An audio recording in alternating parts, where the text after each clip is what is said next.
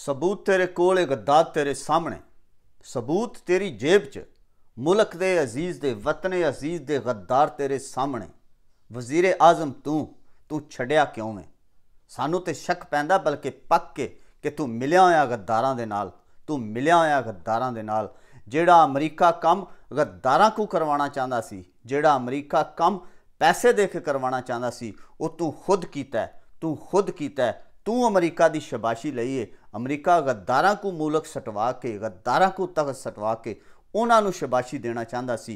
तू शबाशी लईए। तू साडे वतन अजीज दियां गद्दारां नूं क्यों छड्या? क्यों छड्या? हुण हाल हाल करना पिया कि असीं एहतजाज करिए, असीं तेरे वास्ते पुलिसां कोलों सोटे खाइए?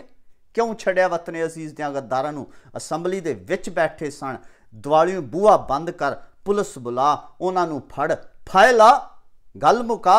खुदा वास्ते साडी भी जान छड्ड, अपना भी मुका। 3 साल तू छई छोड़ूंगा, नहीं छोड़ूंगा, नहीं छोड़ूंगा, सानू पागल कर चढ़े।